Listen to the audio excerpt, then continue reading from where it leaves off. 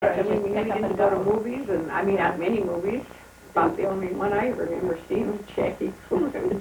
Did you play it as in the city, we played it as Piggy Move Up, however many you had. Well, we would sometimes no play that, bases or anything. Oh, no, we always had bases. In the city, we didn't have so much We room. played in Slingers Field. Well, right, they were over to their house. It's where the telephone company is, right? That's where we played. Show. Shows. And you, this is Judy. I'm Judy Hughes. Judy. I have the video camera on, and if you could, unfortunately I can't get you all in the picture at the same time, so I'm just going to have to move the camera a couple of times. Let's start with Billy.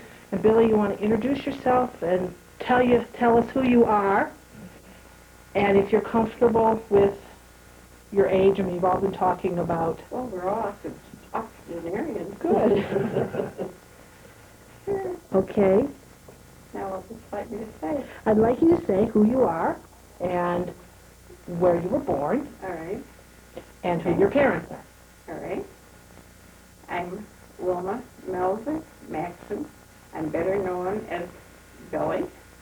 I was born in Northbrook on Shermerville. Shermerville. Right. I forgot. It's Shermerville on February the 5th, 1915. My mother was Catherine Louise Melzer. She was a Reuben, and my father was William Peter Melzer. Okay, right? I'm Grace Meyer Melzer. I was born in Shermerville on Shermer Road in 1914. My mother was Harriet Langland. She was married to Herman Meyer, M-E-I-E-R, who was native of Northbrook. My mother was a Chicago girl. Okay. George? Okay, I'm George Meyer, brother of Grace Meyer, and I was born in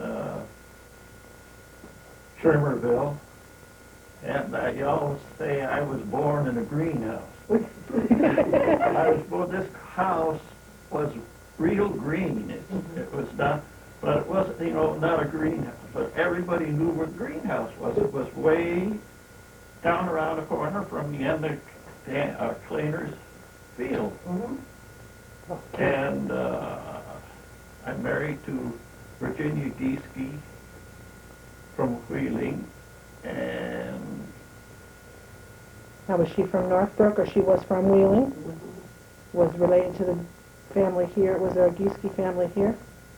Not that I Okay. not that I know. Okay, it's just a very familiar name to me. yeah.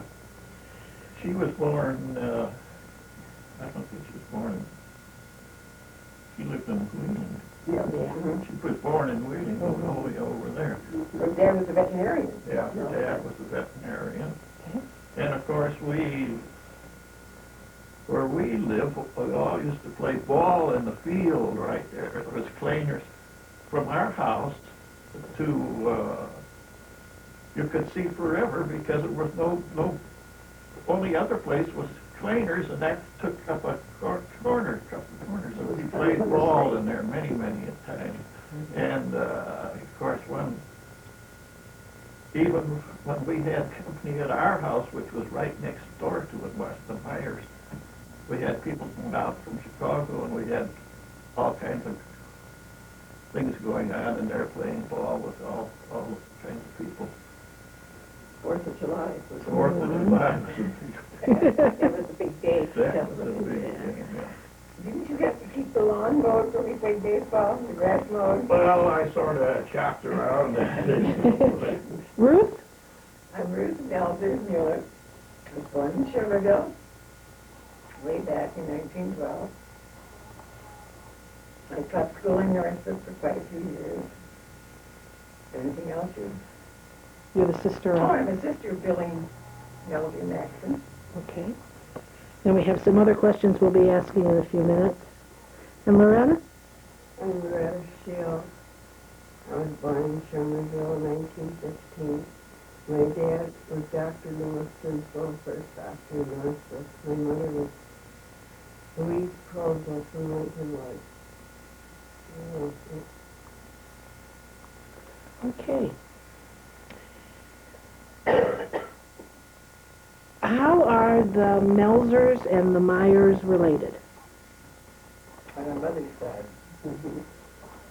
And Your grandmother and Was Reuben. Brother Reuben. And your grandfather. Your grandmother. No, my grandfather. My grandfather was that's right. Reuben. Your grandmother and my grandfather were related. Yeah, Yeah. right. okay. Isn't that strange? Their former nation. I keep Now you said you were all the baseball team when you were all together. That's what we always played. But that was about the only activity that we had when in the spring and in the fall. Played as long as we could. We played red light, too. Yeah, we played red light and stuff like that. Yeah, we did. Can we ask just a few more questions, backing up with your families again, to get a little back up before we get into your activities? The Melzer family had the grocery store. Grocery store. Okay. And your mother was Catherine Louise Reuben Reuben Melzer. And your father's name? was William Peter. Okay. And tell us a little bit about the store. Do you know when your dad bought the store, or from whom, and where it was? He bought the store from George Pease. He came here in 1907. That was when he I would say, I don't know the exact year, but it was 1907. Well, you had all the books, you know. But where he had the store at first was at John Myers, and then he bought the store. That was Little Louis. That's where Little Louis used to be. So first your dad had the store where Little Louis... The original little. Yeah. Right. Basically, it was a meat market. It was that's right. It was mostly a meat market. And when he was out delivering, my mother used to cut the meat. But she didn't cut it very often. No, she didn't like to. But they moved across the tracks where that building is now in 19. It had to have been in, I don't know exactly when. They weren't over at Myers very long. No. I think I have some things at home that told about no, but it was 1907 when they came to town. And they were over there at that Don Myers for only a short period of time. And then they bought the Keast store? And it was a store that they bought with George Pease. Wasn't that his name? Yes, from George Pease. George A. Keast. And that's K-I-E-S-T. I mean, that family there. I don't know that there's anybody in town here with that name anymore. Now, None that I know of. had Mr. Keast owned the store that we think of as the Little Louis building? Had he owned that one before he moved? No. He had been in the store there's that picture of that old store, and that was the one that Mr. Keith had. Okay. Now there's a John Meyer meat market. That's the one that my father had first. Purchased that? He had that first, and then he bought the property across the tracks and had the store there. Now, was John Meyer, he opened his store, the meat market he bought it from John Meyer, or John Meyer came after him? No, John Meyer was there first. Okay. And then your dad bought that one and had it just for a short while, And and he then went bought and bought the other one property from- across. Okay, because we hear all these names around, and maybe we should verify too that we keep referring to the Little Louis store. It was on the north side of Shermer Road, opposite the Village Green. And at that time, it was the last store. It was the very last store before they And built those three. it was also the bank for a short time. Yes, it was. Afterwards. Now, that Meyer that had the meat market, With no relation to you. no relation, okay. No relation. I remember reading something that you'd had an interview, maybe with Helen Nordland, and you mentioned something about your folks taking you out of town on Sundays because things got pretty Well, rowdy. That was because the people used to come out from Chicago, and they would have picnics over there in Barter They all drink. and they would drink. And my dad didn't like that, and so he took us out of town. Maybe your dad did the same thing. So we were far enough away. You were far enough away, I guess, from it, but we would see it from the railroad, because they used the train as their method of getting out here. Mm-hmm. That's what they did. Take you away from the evil Right. influence there. Right, and it was bad, very, very, very bad. Was it? Some of the things we. Well, I don't remember that. No. I remember going out of town a few times and almost getting into the Fox River. But I remember our trips in the old Haynes car. Loretta, your father was the first doctor in Northbrook, or Shermerville. He also was the first doctor for the whole North Shore area, one of the first doctors in the area? There wasn't any in Deerfield or Glencoe. Okay. And when someone needed him, how did he know that he was needed, and how did he get where he was going? Oh, he had a car. We had a car. It was the first car in Northbrook. Okay. 1914 or something. Tell him how he heated up the car so he wouldn't be so cold in it. Remember the bricks? Yeah. Now, he put warm bricks in the car so he wouldn't be cold when he went from place to place. Now, Sure he did. how are the roads? Very dirt Dirt roads, ruddy. I remember when the hard road was laid. Well, we remember all of that, but before, you see, Loretta and I used to travel with him, with the doctor. Uh-huh. And we would, he didn't let us go all the time, but we did go. And we made calls. House calls. With house calls, and we'd take our dolls with us. He was the doctor for the St. Anne's Home, and we would go down there, and he would go to see the sick people, and Loretta and I would walk around the grounds, and we would do the stations. Remember? Mm-hmm. And I didn't know what they were all for, but I did what she did.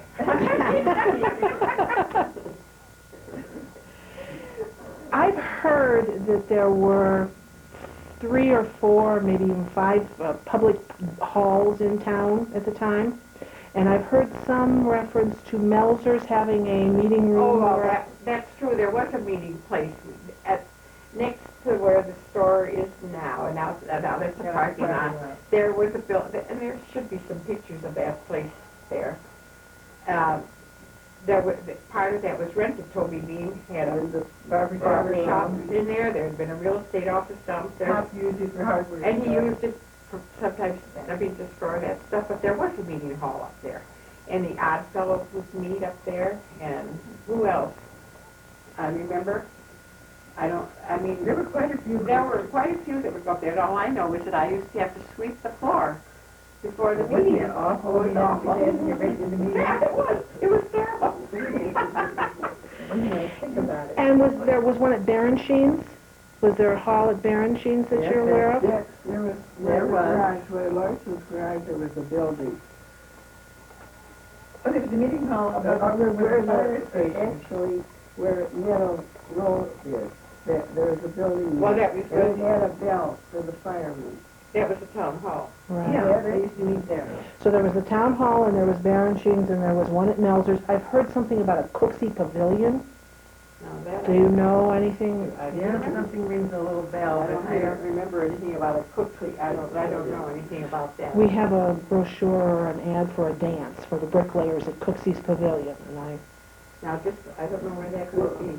Because after the Cypress, I don't know. the Cooksey owned that, or was there another building there?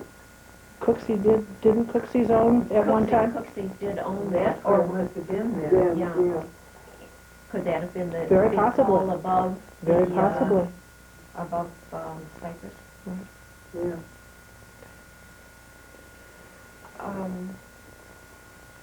talking about your parents and with your family, who were you two sisters? What other brothers or sisters did you have? So lots of them. Dorothy was the oldest of the Okay. family, and Dorothy was a nurse. And then there was Mildred. And then there was Paula. And Helen. Then, oh, I forgot Raymond. Oh, Raymond was after Helen. And then Ruth. Then me. And then our brother William. And of all of that, there are just three of us living, the last three. Okay, and Grace and George, you had other brothers and sisters? One little sister, Gladys, who lived only a few months. Okay, so then it was just the two of you boys? Was known as a blue baby. Okay. And Loretta, did you have brothers and sisters? No. You're an only She child? was an only child Okay. who was well taken care of. And not spoiled. Now, we know that Loretta's father was a doctor and that your father owned the store. What did your father do, Grace and George? Well, he eventually became a banker. But to start with, he had been in business with Otto Funk, Yeah, which is now the Cypress Inn. Cypress Inn. yeah. Oh, Herman Meyer It was Meyer, Funk and and Meyer. Funk and Meyer at that time, F-U-N-K, it was Ernia. Yeah. Yes, there wasn't, we decided there wasn't any on it. I'm positive there was. and when about would that have been? Well, I was born in that building. In It the was Cypress a building, home. the home in there? In the back. Yeah, in the back of the, We Yeah. had our home in the back. So I was born in 1914. Then you said, when there was prohibition, you Yeah, got when out there of was it. prohibition, my mother insisted that he get out of that business. He did. And then he went into banking.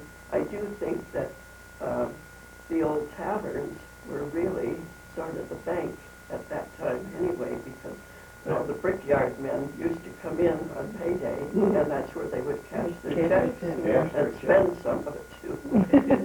yeah. In fact,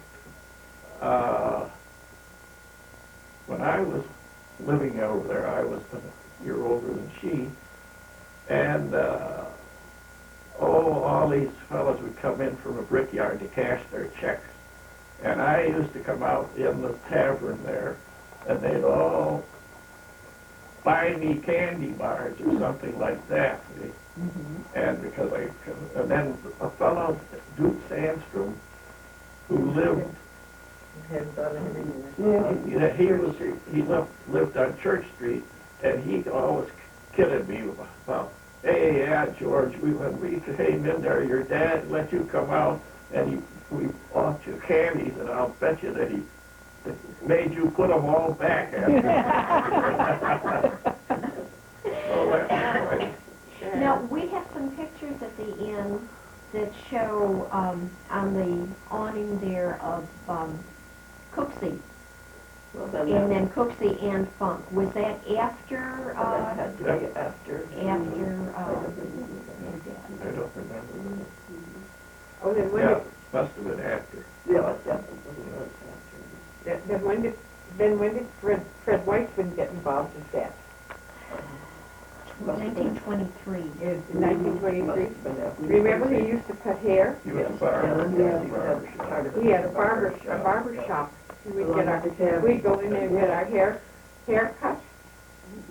Now, the part that was your home, was that on the main floor behind, I mean, if you go in now, there's the bar and the dining room and I the would- kitchen area.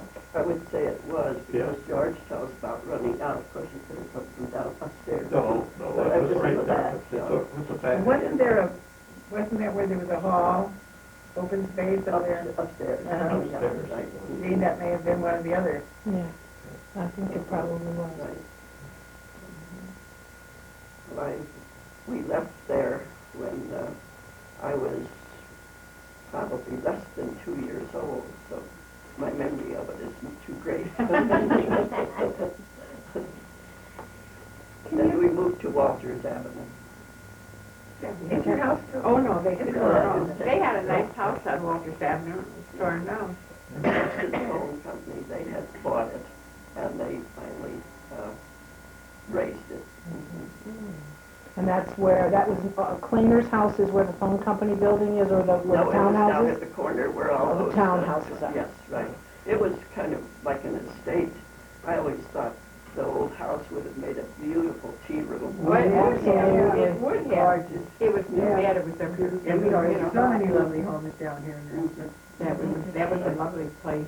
And it seems that it's the bigger, more substantial, like the Cleaner house or the Cooksey house that was down where the village church is now, that were the first ones that went down. And it's just, they were like, they seem to be, maybe because they were in the commercial area, were the ones that went down first. Had a preservation society. Yeah, right. I don't think any of us will forget Dan Cleaner, will we? No, but it's pipe. Was that Mr. Cleaner? Oh, Yeah. and poor Frida, his wife. Dan had a curved pipe that he smoked. In fact, we had one, an ornament for our Christmas tree. We always called it Dan Cleaner's pipe. It's unbelievable. What was your earliest memory of living in Shermerville? When you think back, what's the first thing you remember or think about? For me, Anyone? I can remember when the war ended.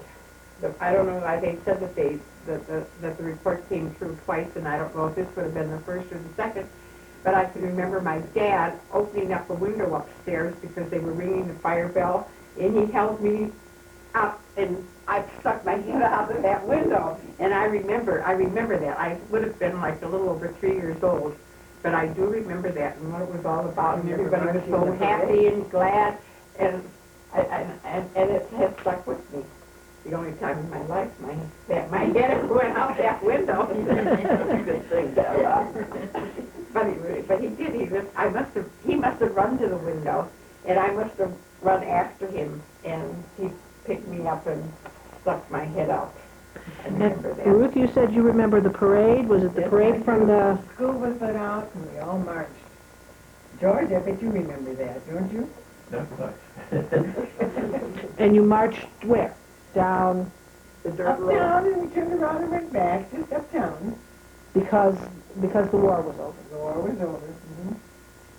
Was that just impromptu? Very parade, or not an impromptu. organized thing? Just I think they gave us flags to hold and that sort of thing. We all marched. The war was over. Loretta, what do you remember I first? don't remember anything from the war being over, but I remember that they took my Uncle Hank. So he was my favorite uncle. I only had 7 brothers, but Uncle Hank was the youngest. And I never will forget that. They can't do that, Mother. I said. What do you remember about Shermerville growing up? I think the biggest thing is when they put the sewers in. The hard, yeah, And paved the road. And paved the road. the one hard road. Don't you That think? was in about 1920. It had to Forward. 24. somewhere. Because we played in that, we remember, we used to run up and down in the You went tile. in the tiles. No. Don't you remember us doing that? Was I there too? Oh, yes. I think we all did it. Oh, we thought that was wonderful because those things were all lying on the south side of Walters Avenue. That's where they had those huge, big, they were big. Yeah, they were. They were up and up that, don't you remember the road? Oh, yeah. That's what we did after we had eaten at night. We would run out there and run up and go up and down those. Sure, I was there. I'm sure you were crazy. I was permitted. I'm sure you were there. But we couldn't do anything to those things. We were too small. They could roll. Well, they couldn't roll. They were so tight together. They wouldn't roll.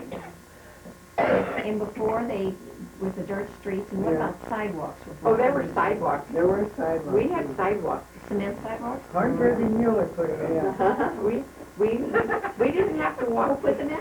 Hornberg and Mueller, Lowe's dad and Oh, yeah. Mrs. Hornberg. Yes. Now, were the sidewalks just along Shermer, which would have been your main street?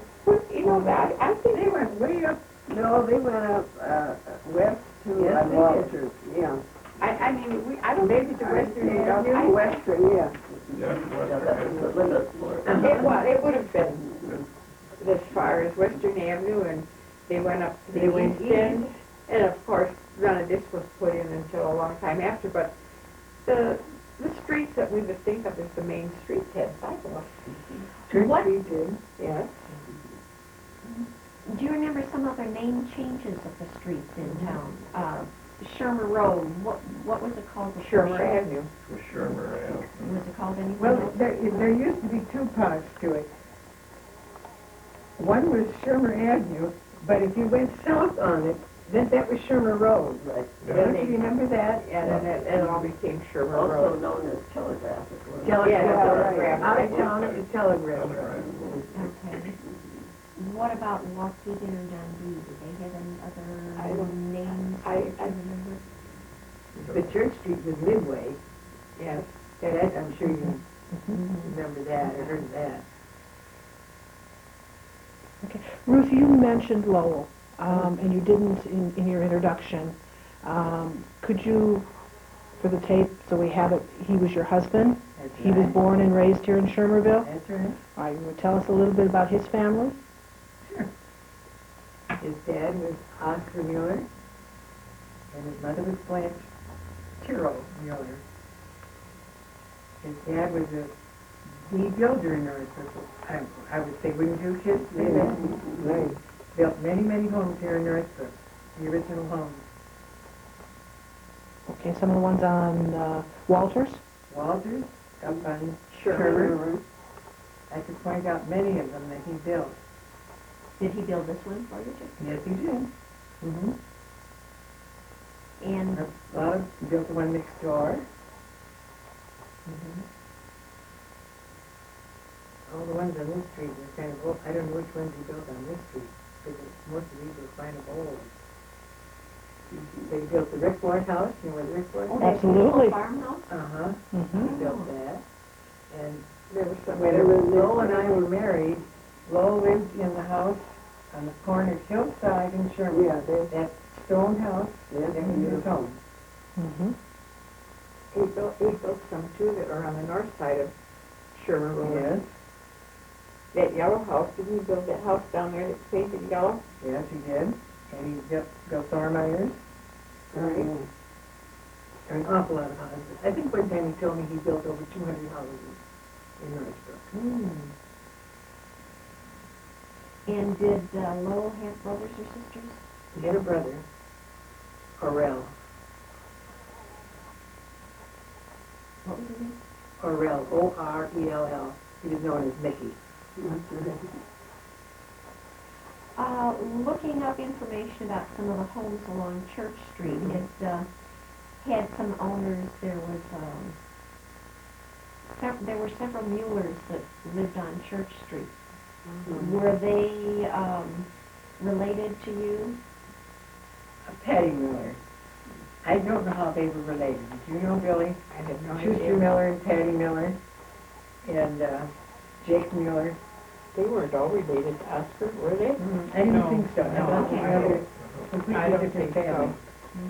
Thinking of relatives with the Rugans from your mom's side of the family. There's Rugans in Glenview. Was your mother from Glenview, or was she from? Glenview. Glenview. Okay. Her home was down in where the naval base is now, on some of that property. And do you remember her parents' name? Grandma, grandpa? You mean, her, Go ahead, Billy. I have to take my Christine was grandma, and Uncle, Herman. and Herman was my grandfather's name. Okay. Herman. And how are they related to Henry and Mary Rugen, who lived on Walters? They were, my grandfather and Henry Ruger were brothers. Isn't that right? That's right. My grandmother. And your grandmother was the sister Right. of them. I gotta find that And page. you know what I said one time to I don't know how old I was, but there was a knock at the back door. And I opened the door, and I looked at this big tall man, and I said, "Oh, what a big stomach you have." And it was my grandfather. My mother said, or he said to my mother, "What did she say?" And instead of my mother admitting that she heard it, she says, "Oh, I didn't hear what she said." But that is exactly what I said. Oh, what a big stomach. How to make funny faces. As a child, I used to run a Isn't that Henry awful when you Rugen think about and it? call him Grandpa. They looked so much alike. Oh, they were brothers, but they I looked that couldn't much have been very alike. old, you know what I mean? But Grandpa was a big man. he stood there, he was huge. I mean, he was big, and I looked, and I must have started to look at him from the top down, and I thought I hadn't seen him before, but it was one of the few times maybe he ever got up there, and I, He used to bring horses to bride. oh, my, what can you Oh. Oh, my mother was so embarrassed. And now, so your mother was born in this area. Where did the Rugen family come from? Originally? Germany. They came from Germany, Uh-huh. and the Meyer family came from Germany. Germany also. Do you know when the families came from Germany? Grandpa Richard was the only one that wasn't born over here. And I have that at home as to when he came. It was in the 1850s sometime, I think, that Grandpa Rugen came over here. Now, our grandfather, Melzer, was born on a houseboat in the Chicago River. Wow. They came over here and got here in the fall, or it was winter was setting in, and they weren't going to be able to build because of the weather, and so they had a houseboat in the Chicago River, and that's where he was And our born. dad was a lamplighter in Chicago. When he was 12 years old, he used to go out at night and light the street lights. So was his brother Nick. Was he? Because that's Grace's father-in-law. I'm doubly related to. Yeah, we're related. Can you explain that? Yeah. Make it clear, right? And legit. Well, my grandmother was a Rugen, so I was already related to Ruth and Billy. Then I married a Melzer, and of course, their dad was a Melzer. My husband's father and their father were brothers. So it's all legit. It's interesting. Yeah, isn't it? I'll have to listen to the tape all over again, because I can't write this fast enough to keep it. And also, another double relationship was Henry Rugen, whom you spoke of, was married to Mary Meyer. Mary Meyer was my grandfather's sister. We have heard these family names, and we're trying to sort them out and It's not easy. and put them together again so that there's some understanding of how they are related. You see, we have the same thing with the Lawrence family, Uh-huh. because Ada, we're cousins. Ada and we're cousins, and then Herman is related to us because his mother was Rugen. All right, Herman's mother was a Rugen, and Ada was, her maiden name was Finkston? No, yeah, it was Finkston, but her mother was a Melzer, Olga Melzer. Olga Melzer. So, I mean, you know, people look at me when I say something about that. I know. They think, gee, what is this? Yeah, what goes on? You know, what goes on. But it just happened. There was a big family. I mean, we There were- came from a big family. there were There lots big of children. families in small towns, so this is where you met your friends and would You see, but I mean, it's no blood relation. I mean, No. you know what I mean. But it's strange.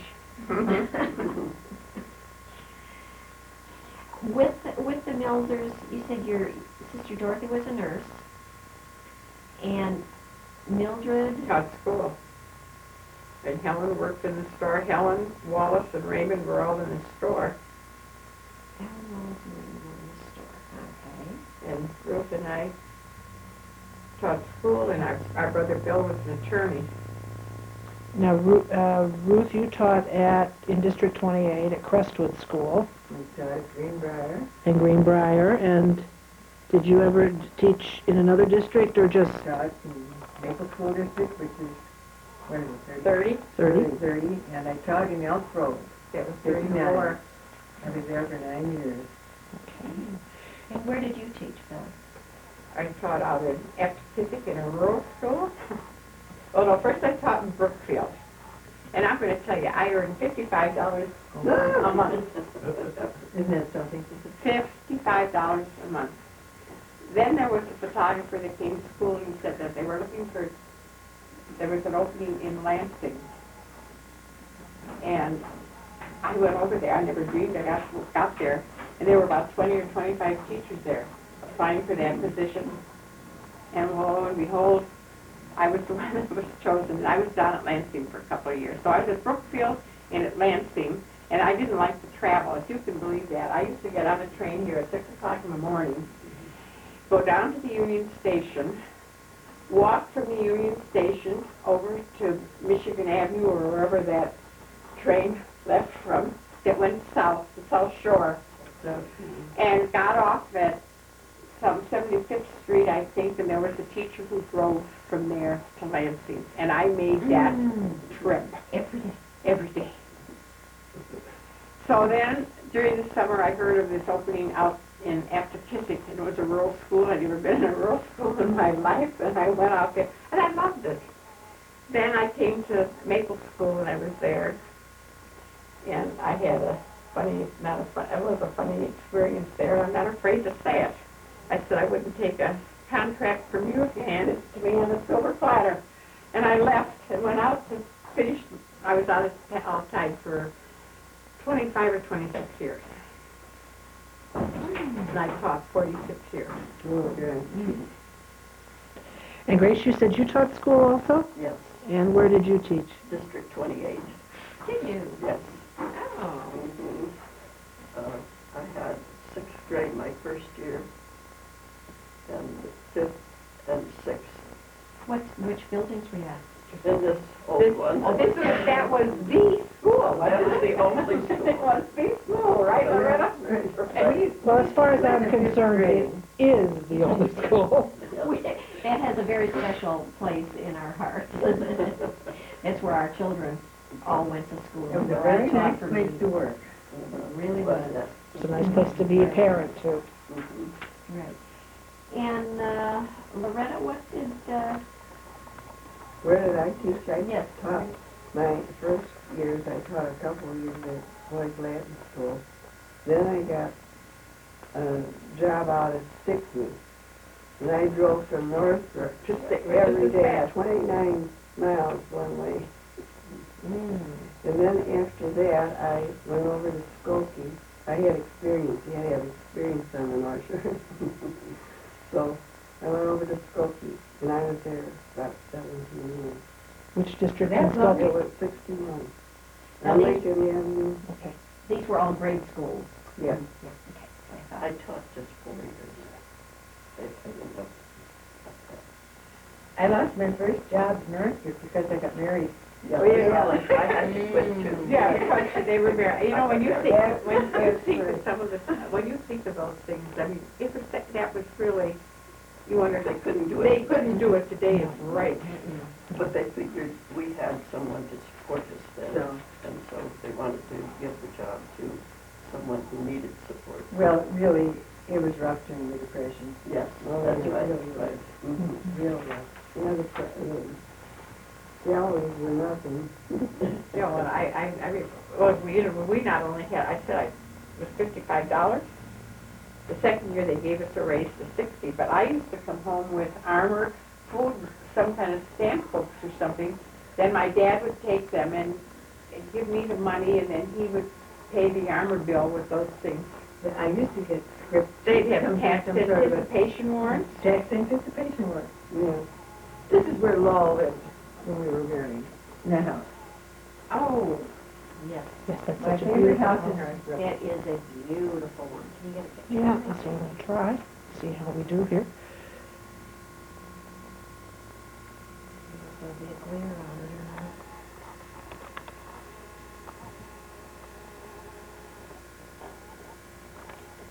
Yeah, there's a little bit of a glare, but we have it. And you could just insert. Yeah. Okay. Before I forget, I know this is breaking the trend here. Is this something that you might be interested in? Because my memory is very ephemeral. You can have that.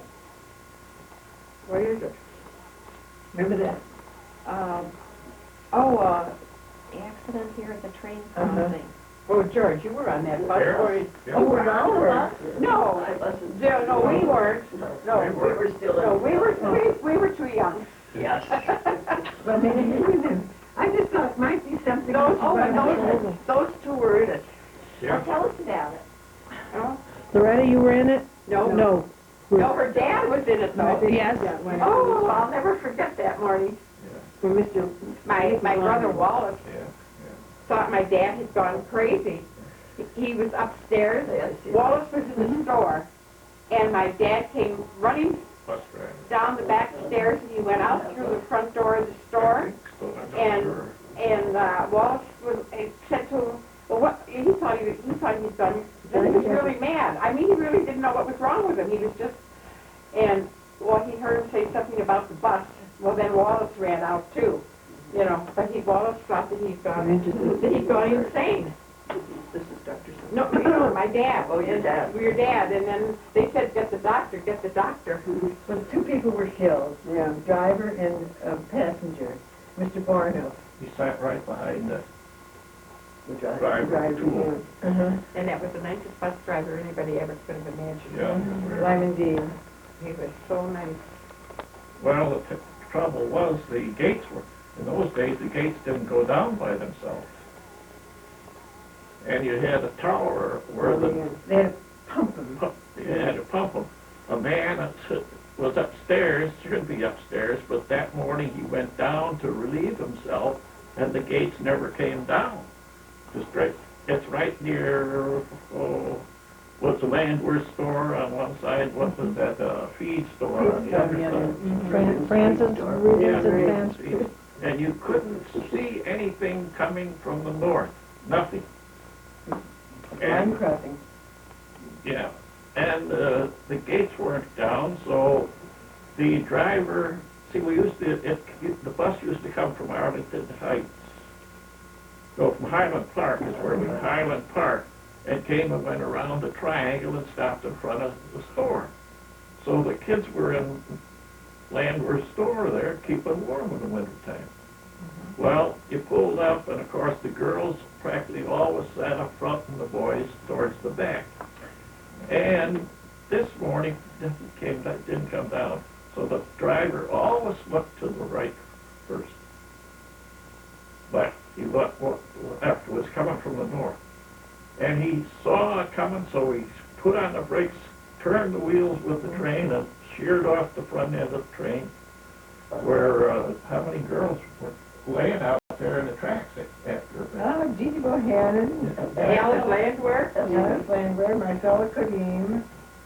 I don't And they remember. got pock marks on some of them to this day, I think, yes. For the scissors.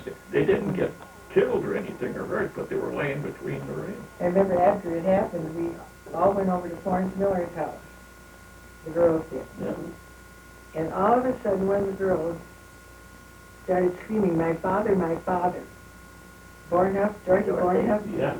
She had forgotten her father was on that bus. Yeah, it was sitting right behind the driver, and they And he was got killed. killed. She was like a wild person when she thought of her father. I never will forget that. Never. And of course, when it happened, I lived at Walters Avenue, and there was nothing, you could see nothing all the way to the corner because that was not built up at that time. And my mother used to sit on the radiator, and she'd see the bus come around the corner and go and stop it there. My dad worked in, I think it was the bank at that time, across the street. Where Edwards Florist is now? Uh-huh. Yeah, and there, and of course, they turned, and of course I hit a handle. I was sitting way in the back, and I hit a handle there with my jaw, and I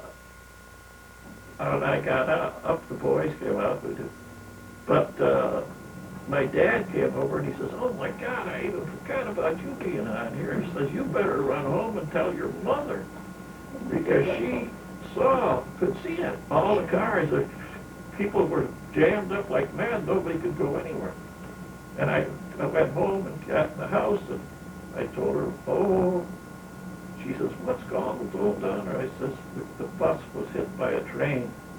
She says, "Oh, you're hurt. Look at, I had a big lump like on my cheek, right here on the jaw."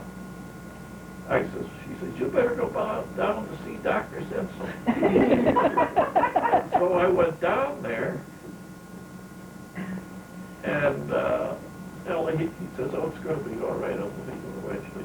But that's when they had the Evening American at that time. That night, my picture was on the front page with a big jaw and all that kind of stuff. Well, I remember your dad gave all that, he gave them emergency treatment, and they took you all over to Highland Park Hospital. I remember that. Alice Van Wert ended up over there. She was cut in the neck here. I remember. Close to this. Right, and I remember that. What do you call that artery? No, I can't think of it. Carotid artery. Right. You mentioned the feed store that was there in town, and it was a Rugen's feed store at one time. Related, your families? Yes. Which Rugen ran it? Mr. Appleyard. The son-in-law. The son-in-law, Appleyard. Is that Dick Appleyard? Yes. Okay. Uh-huh. And he was the son-in-law of C.D. Rubin. C.D. Rugen. Okay. And it originally was the Walters feed mill, That I wouldn't know. the Franzen feed mill. Could have been. Do those names? Those are two old names. Those are in two town. old names in town. Yeah. Okay.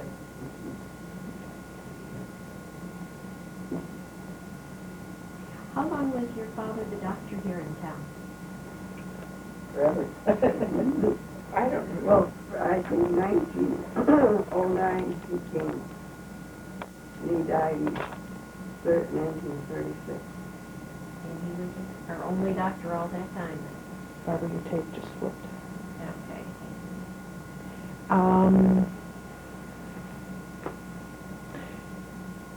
What church? I know you said you went to the Holy Ghost for school in high school.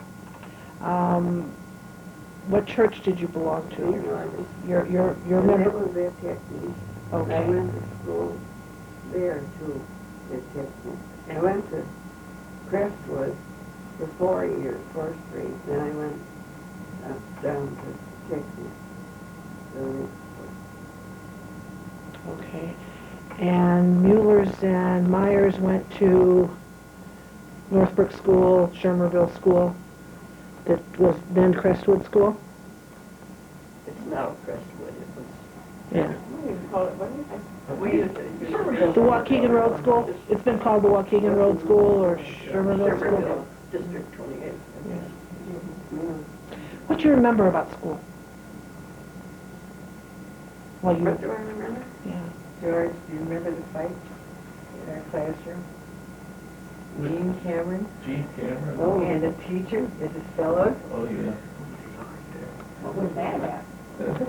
But she was a very strict teacher, and she had a 15-inch ruler. Remember that ruler? I never will forget it if I live to be 100. And anybody turn around or do anything that she didn't think they should be doing, she whacked them on the hand. And you know, everybody was afraid to move. I was anyhow, and I'm sure the others were too. And one day she got a hold of Gene Cameron. And she did something to Gene, and he just wouldn't take it anymore. And they really went into a fisticuff. They fought on that They rolled on the floor, and all I could see was that red sweater. I can still see that white and black skirt she had on, and the red sweater rolling around. And I said this to myself, this can't go on anymore. And I went across the hall to get Mr. Cray. And he came in and settled it. Remember, we all went home. We all were excused. He said, go home. And the next day, here was Mrs. Pettis. Remember her?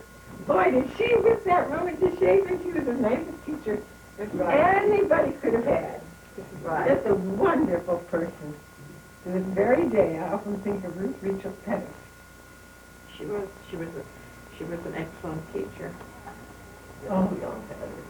I mean, I guess we all had I her. guess I think I I had her. If Ruth had her, you must have had her. Yeah, that's one of them was that, I'd like to see that George Meyer up there because he adds figures up like mad. He can beat anybody. How is it that? I remember that. How And many, I got to sit in the front seat a number of times, and then she'd sit up on the desk there. I mean, Oh, but Grace, you should tell something about what you did in school. Remember Yeah, right. the special classes you had? You won the spelling contest. Oh, yes. I won the township spelling contest. The county. Well, Yeah, it was the township. township, first township. First, I guess it was township, and then it went to the Then I county. went down to the county spelling contest and won third place. Her from all the county, which was quite an honor. and how old were you then? You were in I was in eighth grade. Eighth grade. It was, let's see, eighth grade. I graduated in 27, so figure out how old I was, 1914 to 27. You were only 12 years Yeah, old. 12 years old. Congratulations. Thank you. How I still many- have the purple ribbon, and I love you. Buster Brown haircut. I have a picture of Well, it. her picture was in the Tribune. Yeah, right. I remember You that. both had your picture in the Tribune. Yes, Oh, exactly. yours was in the Herald Examiner, huh? American. American. How many children were in a class usually when you were in grade school? That would be 25, maybe. Pretty good. And I mean, we 20 had- to 25. Right, and we would have two grades in a class. I mean, there would be first and second grade, Yeah. third and fourth, fifth and sixth and seventh and eighth. It was just a 4-room school. I mean, that there were 4 rooms. Yeah. Then it got to be 6 rooms, when they added on that thing to the east, remember? Mhm.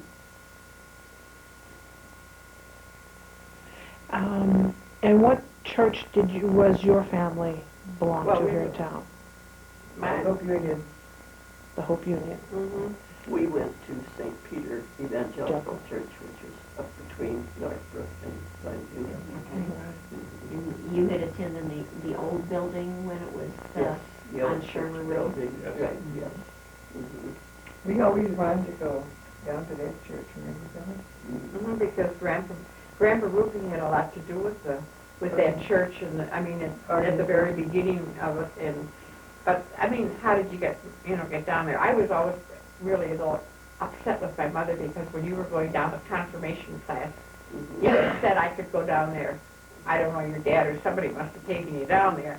And my Rode mother, bike once. and my mother said, no, you're not going to do that. So I didn't. So I never was confirmed or anything because we didn't have that here at the Hope Union Church.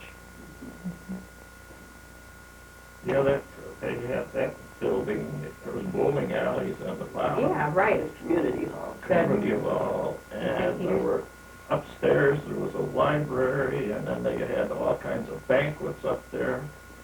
I don't know how many people they could serve, and I was in a number of plays down there. And I always, well, when I was in high school, I started ushering at church there. And every church I've belonged to now, I've been an usher of. So I've been ushering for I don't know how many years. Right. Now, both of those churches had fires. There was a fire at the Hope Union Church. It was a Presbyterian church then, Okay. when we had the fire. Do you remember? I remember that. And you know, some people had the crazy notion that the church burned down. It never did. That fire, if you had looked at the church from the outside, you never would have known that there had been a fire in it. Because it was all confined. Well, what was really burnt the most, that part of that church that extended out to the east, it was like an assembly hall. I bet they had Girl Scout meetings there. Right. And that room had a great big high ceiling, and it had great big beams up there. And that was what was really burnt. And when that was, we didn't have a fire department in Northbrook. I don't remember that we did. The volunteer, yes, but they called the the Blanco Fire Department came over, and the chief must have come over. Someone in town here was going to break the windows, and he said, no, we're going to suffocate it, and that's what he did. I mean, that's what they did. They suffocated the fire. They never gave it any air so that it could keep on growing. I mean, they just Do you know killed about it. that, Russ? Huh? My husband's a fireman. Yeah. Oh, that's what they did. And it was, who the fire chief was over there at the time, I don't know, but if you would have looked at the outside of the building, you never would have thought there had been a fire in it. What about moving the fire, the church after the fire, or They turning didn't know, nothing was ever moved. That's the way the church was when the fire was there. I mean, as it stands today, that's the way the church was when we had the fire. But had the church been moved, we've been told that it had been turned around. It was turned a quarter of a turn. That part of the church that's on the west side used to face the other way. And my brother, Wallace, had said it was a quarter of a turn, and they put it in, and then they added that assembly hall, or whatever you want to call it. So to the east. you used to go into the church off of Church Street, You still do. No, you don't. and they turned it so you go in off of The Chapel. other way, right. Okay. Because I've gotten the impression that they had turned it after the fire, what I had read. No, Okay. it never was, The church, as that building stands now, that's the way the church was when they had the fire in it.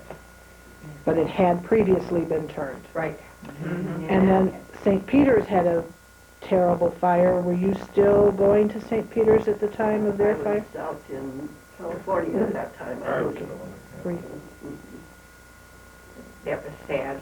Yes. Right, Yeah, and that one burned to the ground, didn't it? I believe so, right?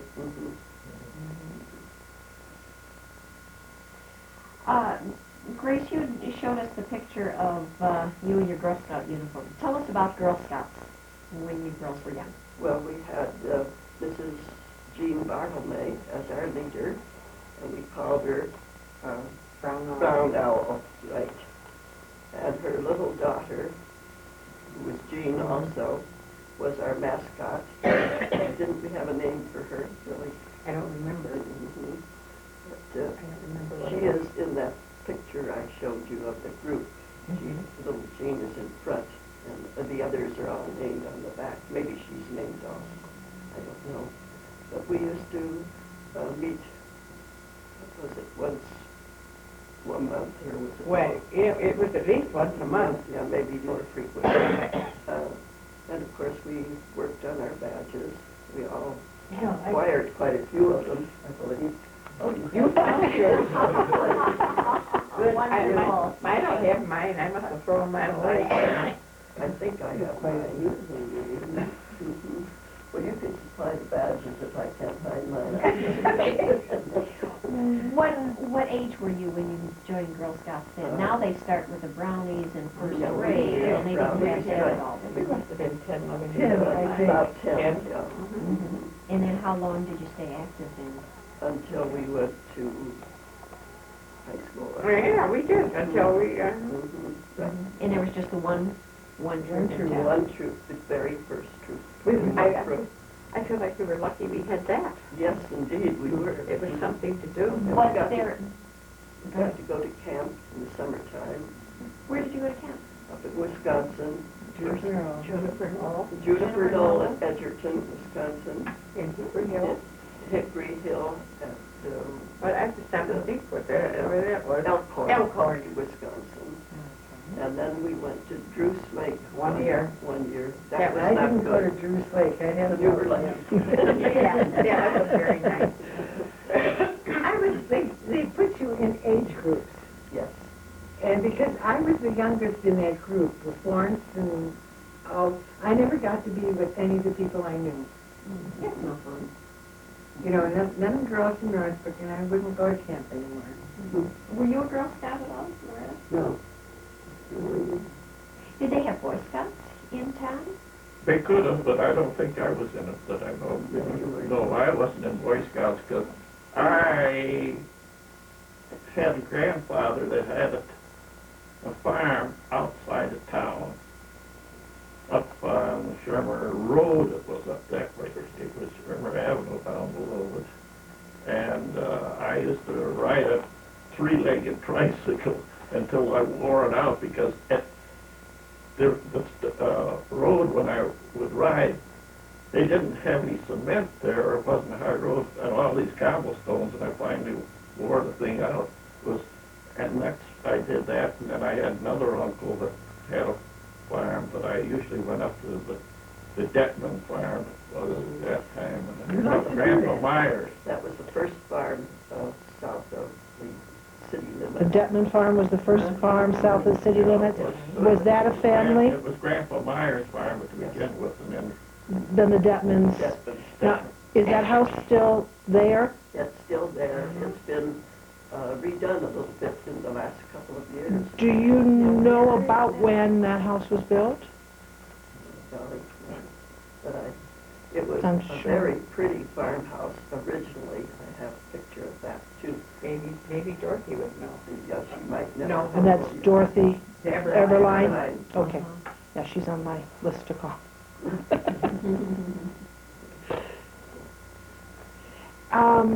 The Eberline farm, where was the Eberline farm?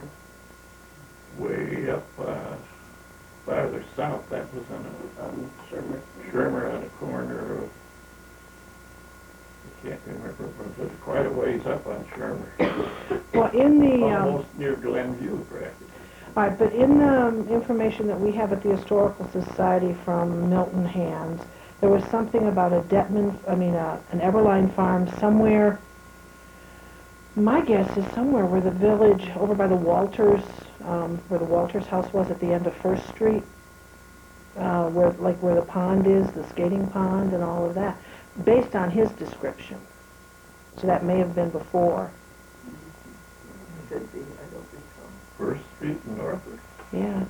That, Was there a farm back there? not that I don't. Or an apple orchard behind Center Street? Lived there.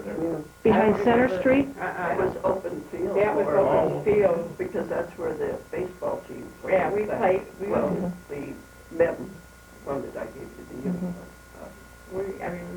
which was Harry's uniform.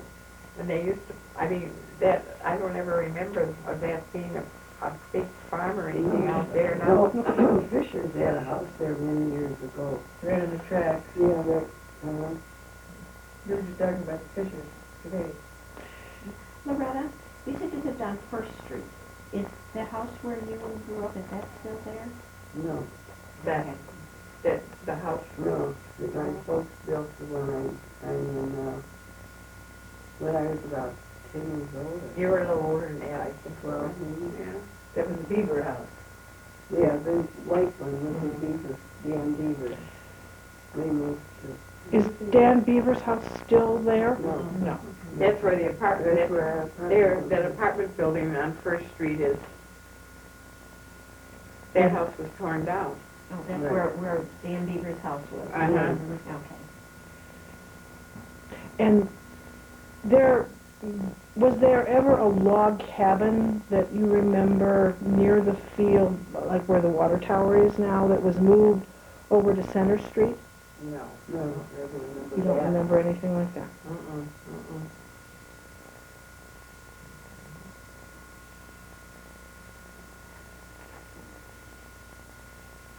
Too bad everybody Wallace isn't here. Yeah, Well, he gave a lot of information, but, I mean, in our time, I don't ever remember anything like that. I mean, of a log cabin or anything.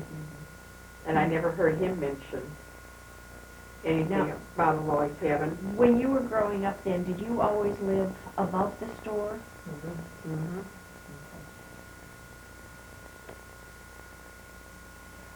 Before we started taping, you were telling us a little bit about going to high school and how you got there. Why don't we get a little bit of that on tape? Okay. Meredith said you went to, I went to Holy Ghost Academy in Hickman, and we had to make our own provisions for getting that. I used to go with the half girls that live over on Angle Avenue, and their father used to take us in the morning, and my dad would pick us up at night or afternoon. That's how we got back and forth to school. and that was a boarding school also, Mm-hmm. but Well, you just went, that was a grammar school. No, a grammar school was right where the SCDs are. oh, And I went to grammar school, and that's how we got back and forth with Mr. Hatt and my dad. We take turns driving. But now, when you went down to high school, didn't you used to drive yourself sometimes? You were 12 years old when you drove. Well, there was bus. Oh, did you have a bus? There was a bus. Bus that went? For a while, I remember. Yeah, then later on I drove. I was only 12 years 12 years old and you could She drive? drove a Chrysler car. My uncle taught me to drive. He had a Chrysler agency. In those days, if you knew how to drive, you could take off and go without any I license. never had a license when I was driving real young. No, you didn't have, I don't know how old you, when did they start getting, if you got a license? You just automatically got a license if you'd been driving when they started the licensing. Well, how would they know to send you one? You probably You had had to apply for it. And then, did the rest of you all go up to Highland Park, to Deerfield Shields? And tell us about that. How did you get there? On a bus? On the bus. There used to be a bus that ran between Northbrook and Highland Park. Yeah, bus line. That's the one that got hit northward. And was that just a regular, A regular scheduled bus. okay, so it wasn't just a school bus? and then No, it wasn't the school bus. Oh, That's what happened was after that accident, the bus never came around that Triangle. they had to turn around by the bank there across the tracks. They wouldn't let They it didn't. come across the He tracks. had to because cross of the track. We were the one, we had to walk across the track. tracks. And we got on the bus right in front of the bank. Didn't we? Yeah. Right in front of the bank. Bill, you mentioned that your mother went to Carl Schur's high school. She lived in Glenview at the time, She lived on the farm. on the farm. And she went to high school, but she boarded down in Forest Glen with, what did I say the name of the family was? Sildor? Sildor. And then she'd come home on the weekends. And so many of the children from Northfield Township went to Carl Schur's. I don't think that and many went. I think that there would have been just a very minimal number that ever went to high that went as school. far as the high school. And that's right. There were only 3 high schools, weren't there? Highland Park, Deerfield Shields. Deerfield Shield, New Trier. New Trier, and Carl, sure. well, wasn't one in Arlington Heights. Oh, but did no Northbrook children went there, did they? No. No. did many go to New Trier from A Northbrook? few, but not as many as that. There weren't nearly as many that went to New Trier. I No. mean, most of My us, wives did. Yeah. well, they lived over that Yeah, way. that way, yes. But most of us went to Highland Park, to Deerfield Shield. All 4 years. And you know, we were sent home once. We were all called in over, that they didn't have any intercom or anything at that time. And a notice came from someone from the office and said that if you didn't live in in the school district, you were to report to the auditorium. Don't you remember that? I do. We went to the auditorium and we were notified that we should all go home because the non-high school board had not agreed to increase her to pay $90 a year for the tuition for us. And so we were home from school for 3 days. That was I was a freshman, and from that time on, I never liked the high school. I thought, gee, we're going over there, what are they, to send us home? I never had a very kind feeling toward the place after that. But it wasn't their fault. It wasn't, it was the fault of the non-high school board members who didn't make it or come to some agreement before school started. So then they did, apparently. They paid it, then they told us to come back. To go back. Right. But I always felt like, and I'm sure, I don't know, maybe you never had that feeling, but there were some over there from Highland Park who thought that they were pretty, I'll use the term, snooty. And they used to kind of look at us like the hicks from the sticks. And and it was too bad that there was a feeling like that, for the hicks from the sticks. You had some pictures of, that you showed us of Northbrook Days. Can you talk about the first Northbrook Days or what you remember about the celebrations and... Well, they were a lot of fun, and the parades were quite interesting. They were. And there were a lot of activities over there at the park or whatever. What sort of activities did they have? Well, they had all of it. They had Ferris wheels and No, all I that. don't think They're they not, did they not originally? Well, maybe in our day, but I don't remember those too well. But there was a dance floor. Yes, with you're a right. band. And most of the people working in the booths were like Northbrook people. Right. They were different. Every organization over there seemed to have a booth, and all of the merchants in town would donate things and the people in town gave things too. Yeah. And almost everyone went home with some kind With of something. prize. They used to raffle hams and bacon. Yeah. You're right. That's right, Loretta. They did. They would raffle off hams and bacon. They had a bingo. Right. table, A bingo with many table. prizes. Mm-hmm. And tell us about the parade. Well, where did it start? No, I was trying to think of that. Where did At it? the triangle, most likely. Most likely. I suppose. I don't remember. Because you have to remember, Cherry Lane wasn't there. No. And it was the only place where we would have marched would have been down Shermer. Yeah, right. Right. Mhm. Didn't we go all the way up to Waukegan Road? We could have gone all the way up to Waukegan Road. Were you on that hay rack that time when there were Japanese girls on it? I recall having been on one once, and I think I got the prize as being the best Japanese girl. Oh.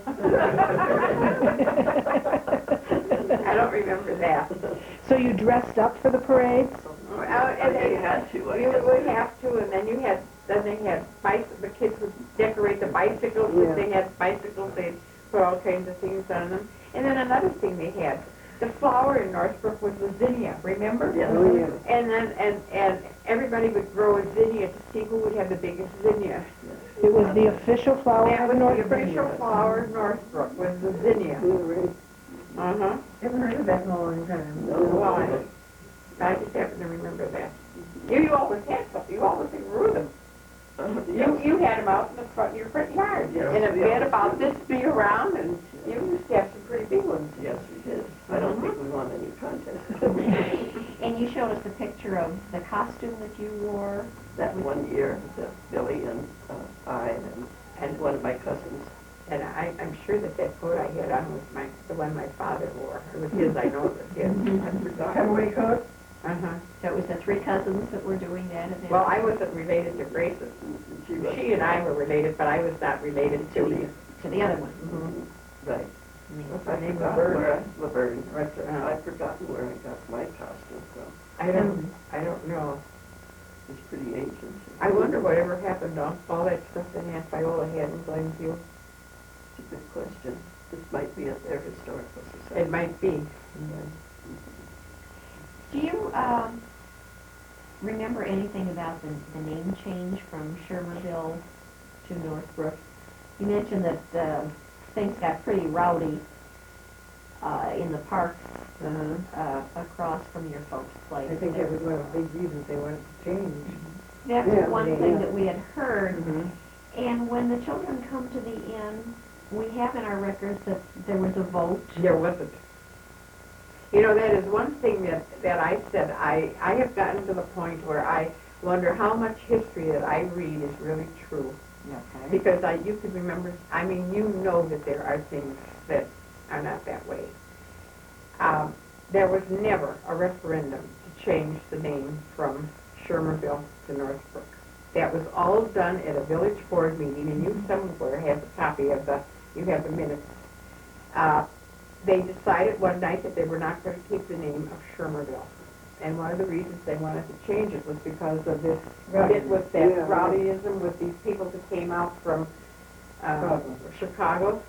And so they decided, whoever was on the village board, to change the name to Northbrook.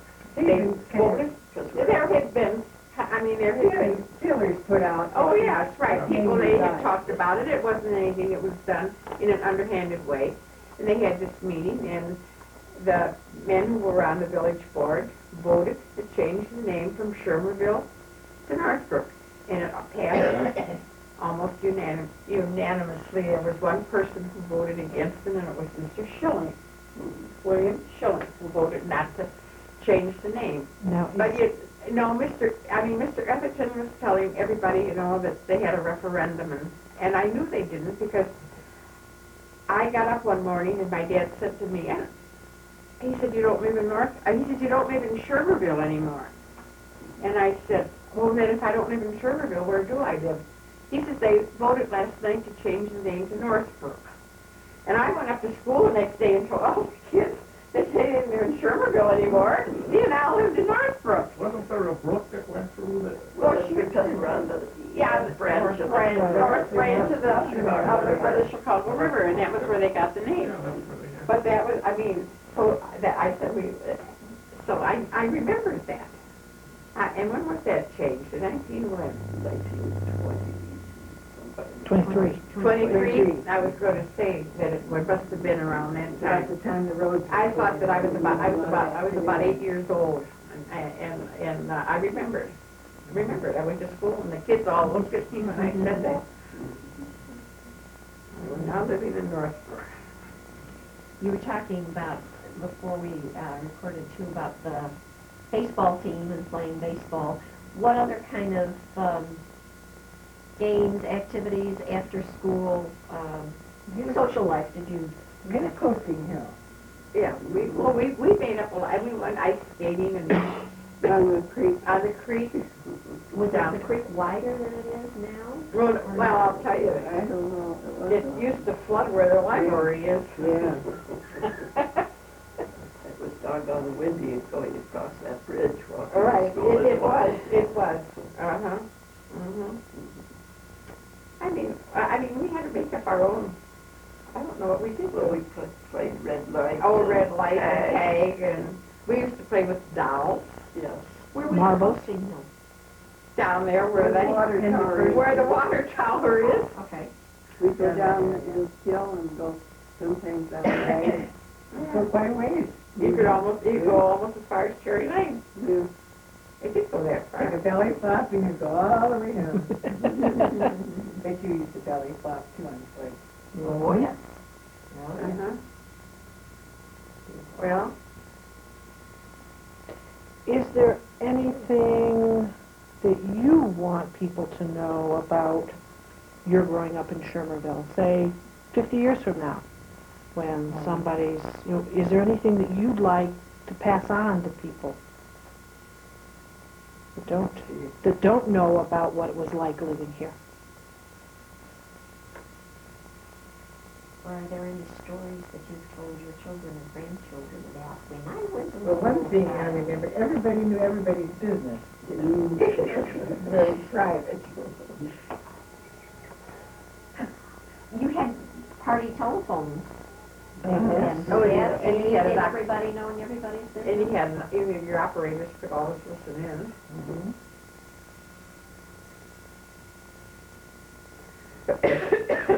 Who knows now, my wife's got a thing about the old telephones. Did you pick the receiver up and grind, or did you grind first and then pick the receiver up? You know, you have a I think you'd have it down. I don't know. You rang first, George, grind first And and you then you pick- picked it up. because I had a, She hasn't been able to find anybody that really knows, she said. I had an old phone like that up in Canada, and I brought it back when we sold our place up there, and Marty has it now. Yeah, you rang first and you picked up the receiver. And the reason I know, because I'm very left-handed, and I was very doppig, as they say in German, you know. And then I had to reach over and I could ring with my right hand, but I couldn't handle the receiver with my right hand.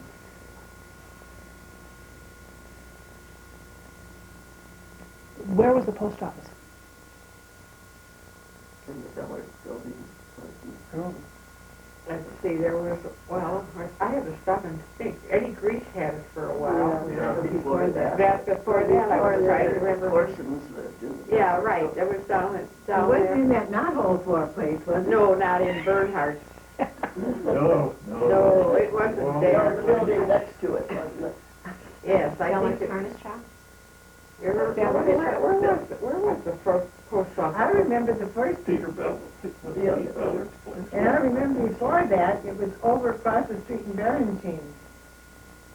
George Melzer had the post office in there. In that old building. Now, George Melzer is, He was a cousin of my father, of my dad. okay, because we had heard that there was a Melzer store where Barenshein's, and that's what we were trying to figure out. So that was a cousin of your father's, You're right. had a store with the post office in the I store? think there was a I store in didn't there. know where they Or the were. post office. That, I don't even know how they were related, but they weren't here in town very long. No. Not, because I remember there was a Herbie There was Jeanette. and a Jeanette, but they didn't live here in town very long. They, all of a sudden, they was gone. They had that little stand across from the school for a while when we were Yes. in grade school. Yes, well, Where you I guess got they hot did. dogs. Yeah. And other stuff. and then Hap took it over, Eddie Hap took it over then, Mhm. because I remember being in there. Who was once. Mrs. George Melzer? Well, she was a Dolores, you just said. That's right. That's right. Mhm. Uh-huh, couldn't think of the name. Because I remember I was over there one time with Eddie Hap, and I had gone over there to get something, got to have lunch. Once in a while, we ate lunch. And there was someone standing in there, and they said, "You don't know who I am." And I looked at him, and I said, "Yes, I know who you are. You're Mr. Tobin." He was a little, the county school superintendent, right? And I recognized him from seeing his picture in the paper. And he was over there having lunch himself, and he came over to the school. I don't know what he was doing over there. They used to come out once in a while. Yeah. Visit. Ruth, if George Melzer was married to a Dolores, was Ed Hap's wife a sister to her? Because she was a Dolores. Could have been. There's something that's not clicking. Yeah, I know. And she had a sister too, but I didn't think it was she was a Dolores. Eddie Hap's wife. Are you real sure, Grace? Well, I thought that he was definitely married to a Dolores, and I didn't know about George Melzer being married to. See, and Helen Mentzer's mother was a Dolores. Yeah. Consequently, she'd have a son, Dolores. Yeah.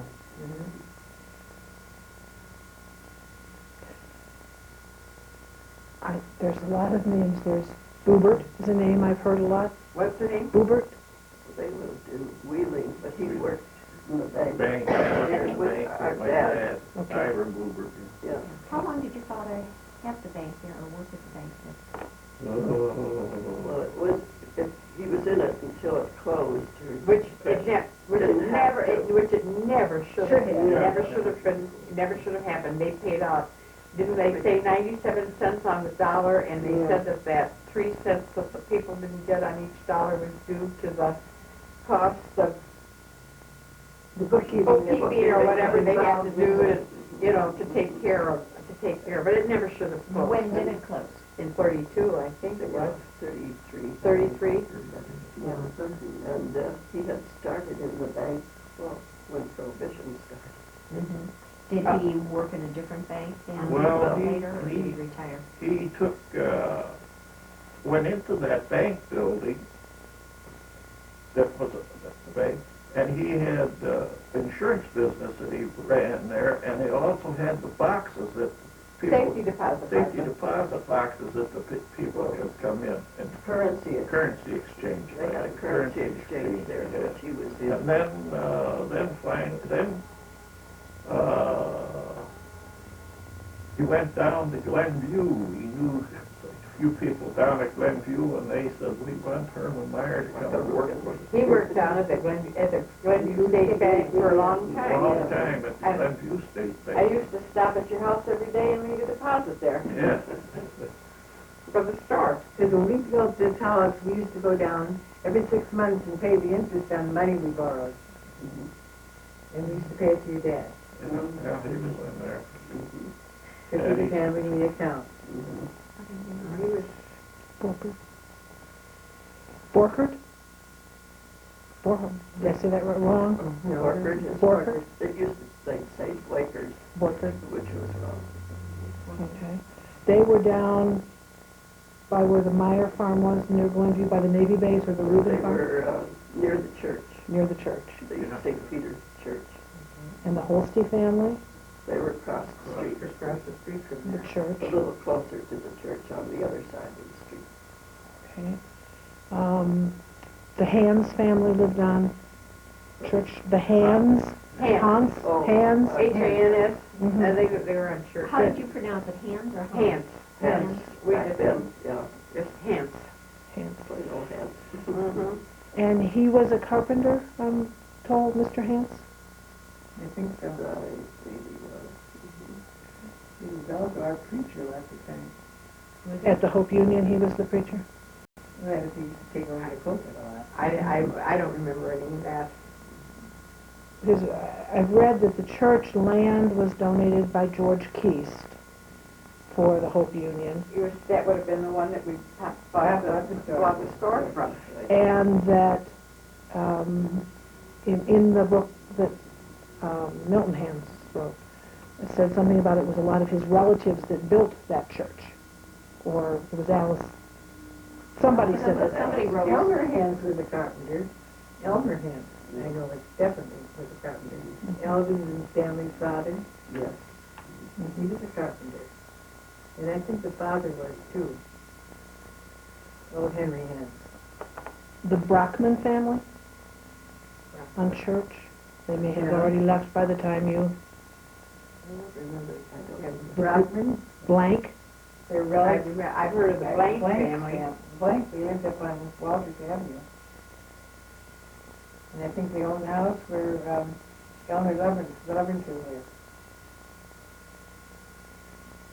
I remember Johnny Blank. What about an Olson family? Is there an Olson family on Church Street? Yes, it was. There was a Charles, wasn't it? Charles I remember Olson? Charles. But I don't remember, I don't know them. Wasn't there an Olson connected with the banks? With the in bank? Northford? yes, one point. Uh-huh.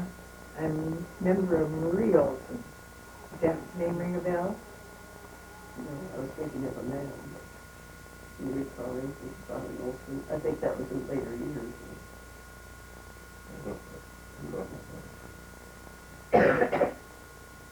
The Zimmerman, Grace Yours family. Yes. Valentine Zimmerman? Mhm. What happened there? He was in a plane crash? That son was killed. It was his We were son. up at camp, remember, when he was killed in a plane crash? We were at Girl Scout camp when he was killed in a plane crash. Willard. You knew Grace? Grace's Grace's brother. That was Grace Yours' brother.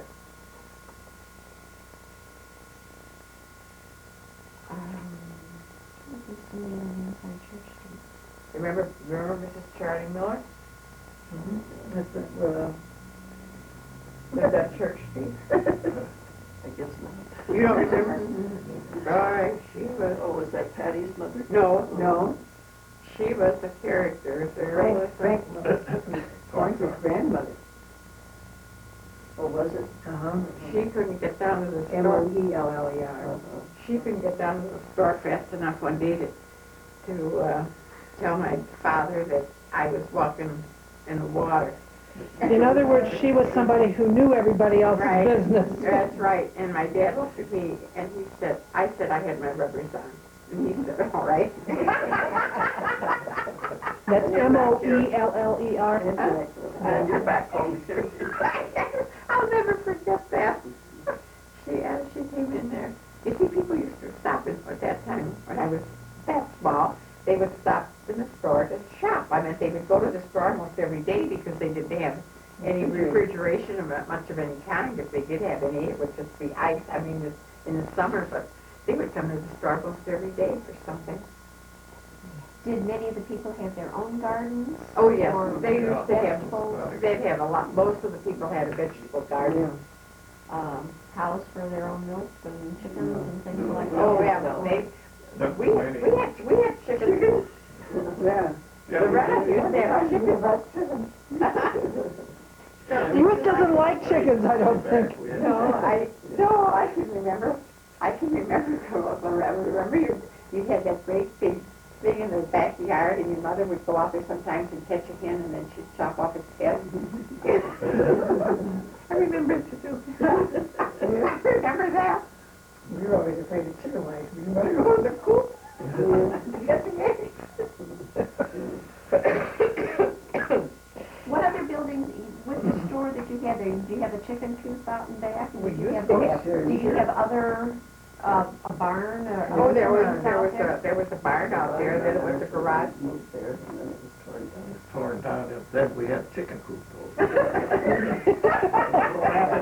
And also, as Garden. known, the outhouse. Yeah. Well, we had the first bathroom in Northbrook.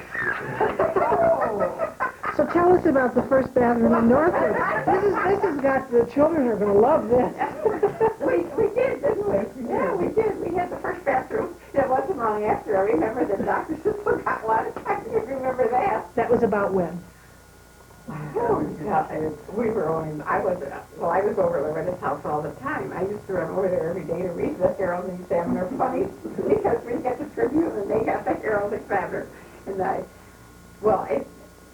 well, to be very honest about it, I barely remember ever going into an outhouse in our yard. Because that was awful little, too. So that had to have been, gosh, by 1918, 1919. Before that, but early. We had a bathroom. But we kept the outhouse We didn't, well, they know they didn't take it away. because we used to have a lot of problems with the little thing right. Well, I don't remember anything about that. In case of emergency, you still wanted that out there. Because the people It couldn't was out take there for the help. they didn't take them away all right away. I mean, if you put if they didn't knock them down right away, take them away right away. On Halloween. Yeah, right, on Halloween. What happened on Halloween? I don't know. Over the outhouse. Is that, there was a lot of fun, the people out at night doing things like that, the young people? Well, I think these must have been older young Yeah, people. I mean, I don't ever We remember used to doing use those anything. spool things on windows, don't you remember? Mhm. We They put didn't. the big spool and notch the ends of it, and they wrap the string around it and pull it, and they made the darndest noise on windows. But I don't think we were too We bad. didn't. I don't think we We were too didn't do bad. any damage. We No, just had fun. we Did should you have, dress up in costumes on Halloween? I don't remember that I did. No, not really. I don't think so.